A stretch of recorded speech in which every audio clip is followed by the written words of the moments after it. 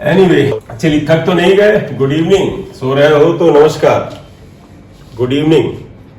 कैसे हैं?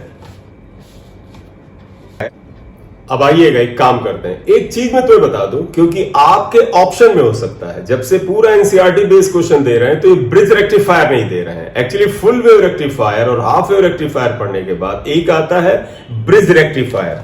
और ब्रिज रेक्टिफायर क्या है, हो सकता है आपको ना मिले करने के लिए, इसकी जरूरत ना हो, आपसे इससे ना पूछा जाए, लेकिन आप जब सवाल लगा रहे होंगे अपने बुक के तो उसमें ये मिल सकता है, पहली बात है। दूसरा, ऑप्शन में मिल सकता है, मतलब हो सकता है ऑप्शन के अंदर आंसर ना हो ब्रिज रेक्टिफायर, लेकिन ऑप्शन में हो। तो एक तीसरा है ब्रिज रेक्टिफायर, इसको हम थोड़ा सा कर लेते हैं। तो हेडिंग दीजिएगा ब्रिज रेक्टिफायर। अब हम लोग बात करेंगे ब्रिज रेक्टिफायर। इसमें एक्चुअली 4 जंक्शन डायोड्स आ रही है। हेडिंग डाल लीजिए, फिर हम बात करते हैं ब्रिज रेक्टिफायर। चलिए, ब्रिज रेक्टिफायर है, सुनिएगा। ब्रिज रेक्टिफायर इलेक्ट्रॉनिक सर्किट्स में, मतलब जब इलेक्ट्रॉनिक्स पे जाते हैं तो व्यवहार में सबसे ज्यादा तो ब्रिज रेक्टिफायर ही यूज होता है।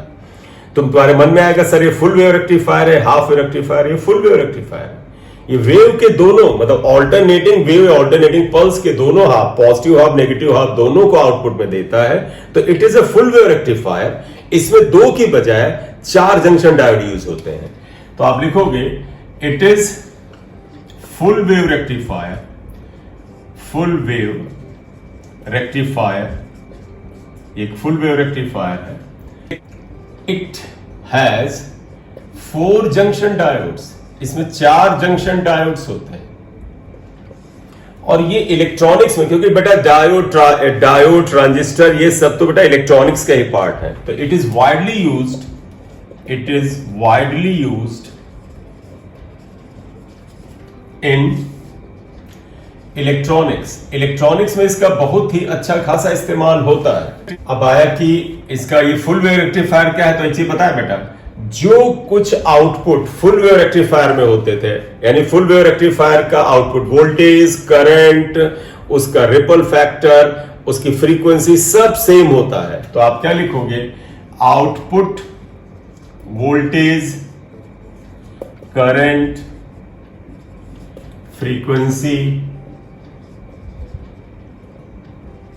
Etcetera of bridge rectifier is same as that of full wave rectifier। मतलब ब्रिज रेक्टिफायर के अंदर जो आउटपुट वगैरह आता है वो सेम वही होता है जो फुल वेव रेक्टिफायर में होता है। क्लियर?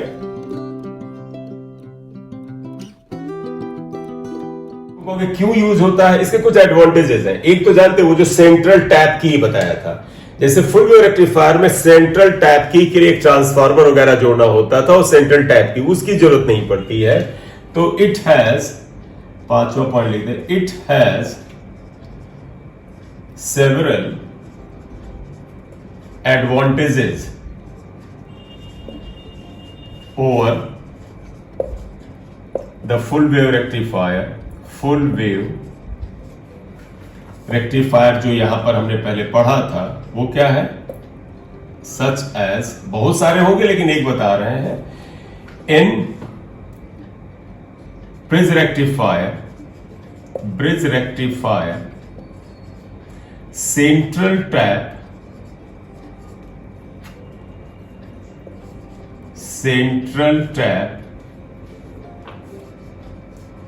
ट्रांसफार्मर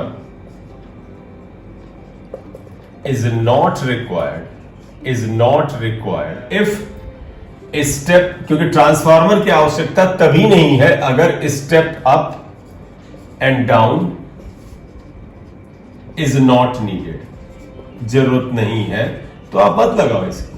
बहुत से ऐसे यूज होंगे जिसमें स्टेपिंग अप स्टेपिंग डाउन की जरूरत नहीं है, तो ये कर सकते हैं। क्या ब्रिज रेक्टिफायर है, फुल वेव रेक्टिफायर है। कई बार क्वेश्चन में यही होगा कि ये फुल वेव रेक्टिफायर है, इतना ही पर्याप्त है इसमें, और फुल वेव रेक्टिफायर के साथ साथ ब्रिज रेक्टिफायर जो है इसमें 4 जंक्शन डायोड यूज होंगे।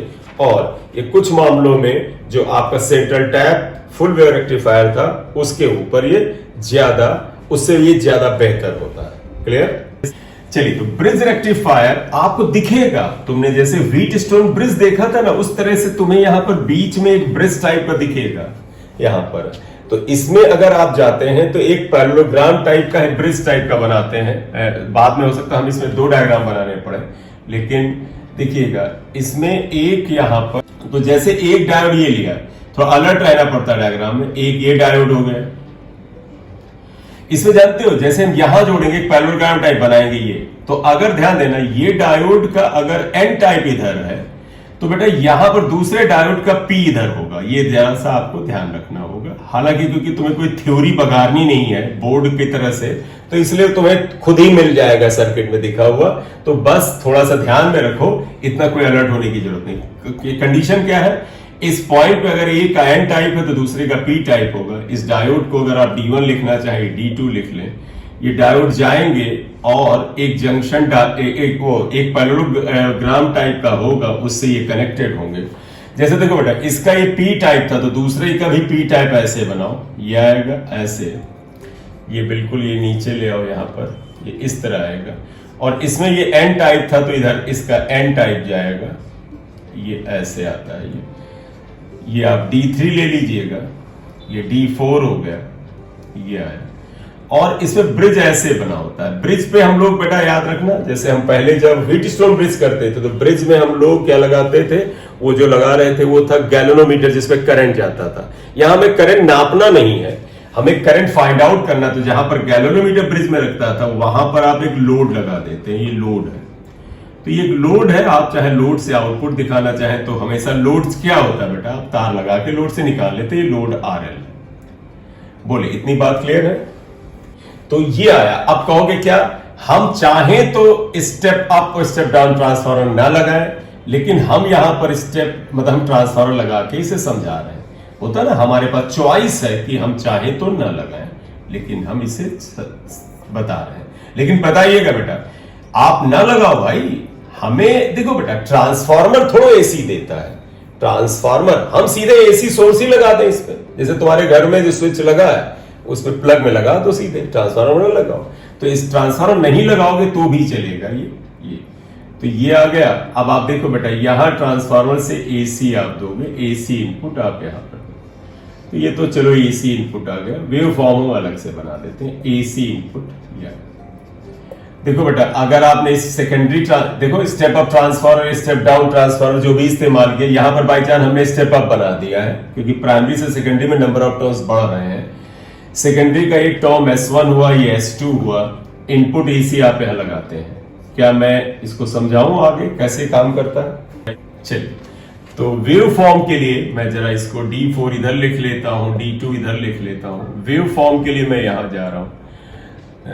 अगर हमने इस तरह से कुछ थोड़े से पल्सेस दूर कर लेते हैं, 1 2 1 2 3 4 5 6 कर लेते हैं।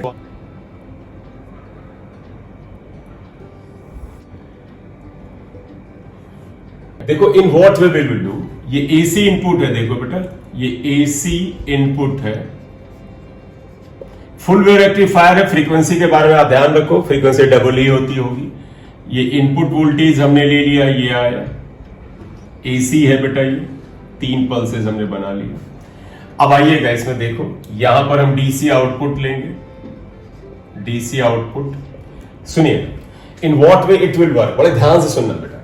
देखो बेटा, जब आप प्राइमरी कॉइल पर ये एसी इनपुट देंगे, तो अगर पहले हाफ में AC प्लस है, जैसे देखो ये पहले हाफ में AC प्लस है, तो अगर S1 हायर वोल्टेज पर होगा, तो देखो पहले हाफ में ये प्लस है, ये प्राइमरी से सेकेंडरी में क्या करेगा, इंड्यूस EMF पैदा करेगा। इसमें EMF है जो वोल्टेज जाएगा, तो अगर इसके पहले पॉजिटिव हाफ में अगर ये हायर वोल्टेज पर होगा तो S1 से S2 की तरफ आएंगे तो ये लोअर वोल्टेज पर होगा। बोलिए क्लियर है बात? तो अब आप ध्यान से सुन लेना सभी लोग।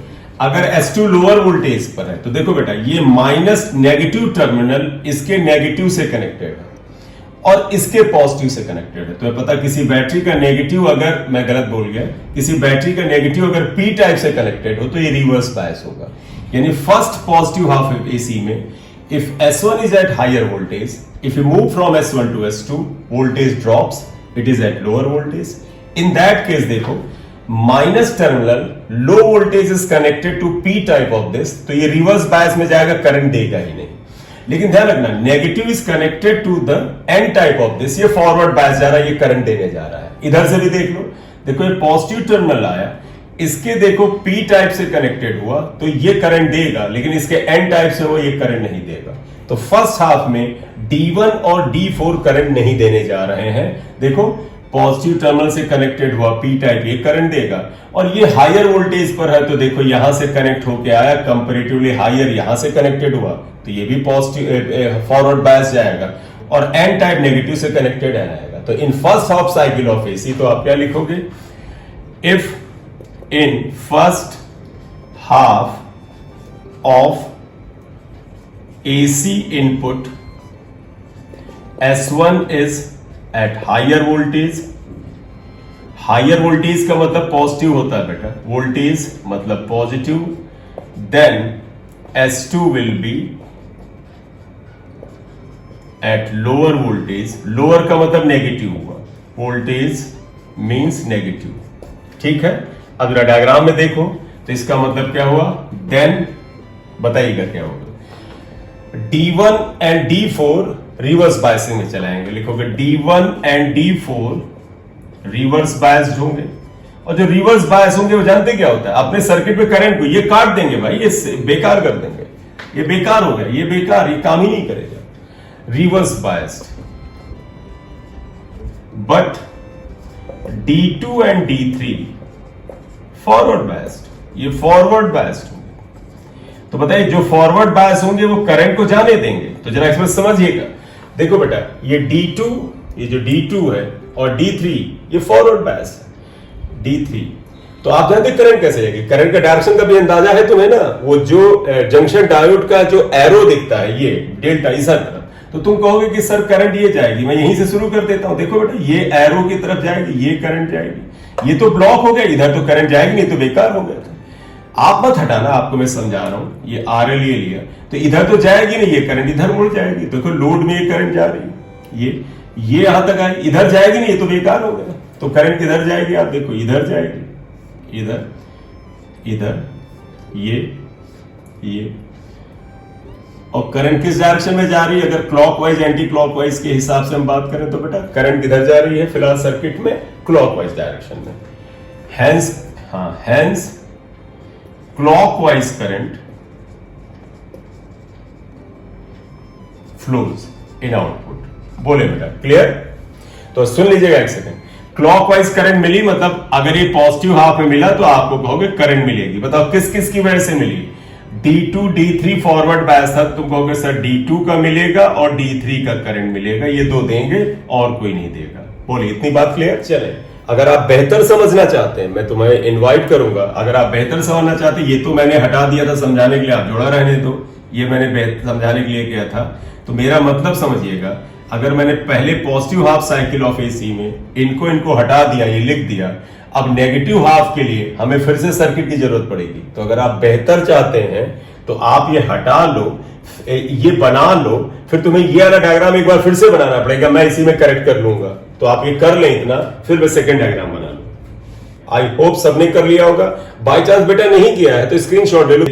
तो ये डीसी आउटपुट आपने बनाया था, ये पहले मैंने बता दिया, क्या बताया, positive half cycle of AC में S1 हायर वोल्टेज पर है, S2 लोअर पे था, ये रिवर्स बायस हुआ, ये रिवर्स बायस हुआ, ये दोनों फॉरवर्ड थे, करंट ये बही।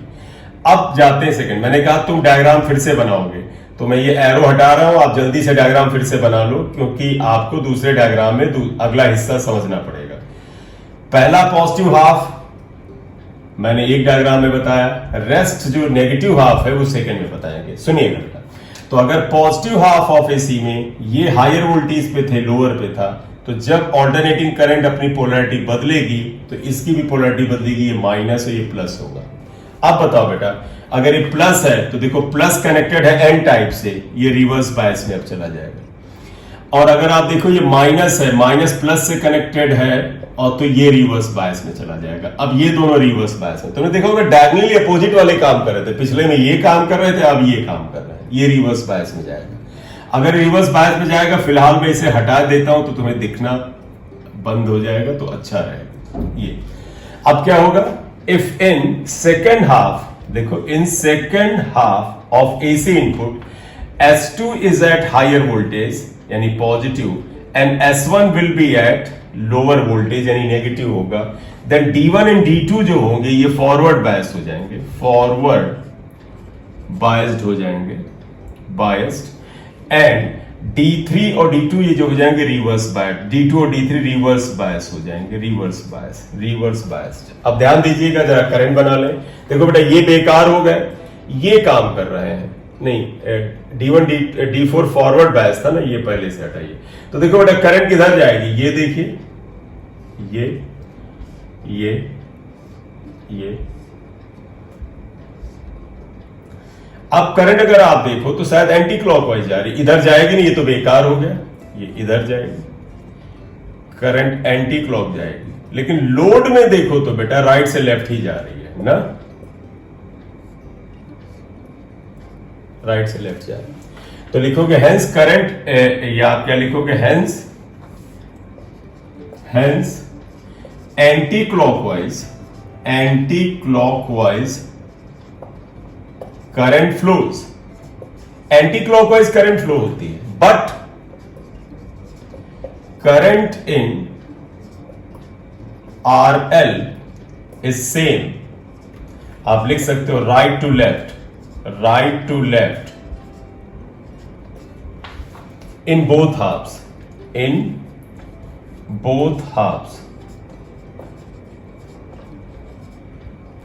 halves ऑफ AC के दोनों हाफ्स में होती है, in both halves of AC, ये रिवर्स बायस्ड।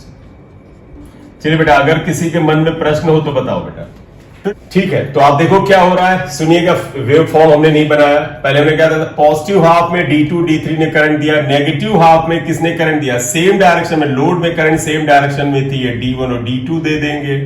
फिर पॉजिटिव हाफ में क्या होगा, D2 D3 दे देंगे करंट, और फिर क्या होगा, यहां पर नहीं, ये गलत बन गया था क्या, पहले हाफ में किसने, हाँ पहले था D2 D3 ने दिया था ना, हाँ D1 D4 देंगे, और ये आएगा, ये D1 D4 देंगे बेटा, और ये D2 D3 देंगे, D1 D4 देंगे। इस तरह से आपको हर हाफ में एक ही डायरेक्शन में करंट मिलेगी, AC DC में कन्वर्ट होगा। तो जैसे फुल वेव रेक्टिफायर में फ्रीक्वेंसी दुगनी होती थी, वैसे ब्रिज रेक्टिफायर में भी फ्रीक्वेंसी दुगनी हो जाती है। बोले बेटा, क्लियर? चलिए मिलते हैं कल, bye bye, have a nice evening, good night, welcome.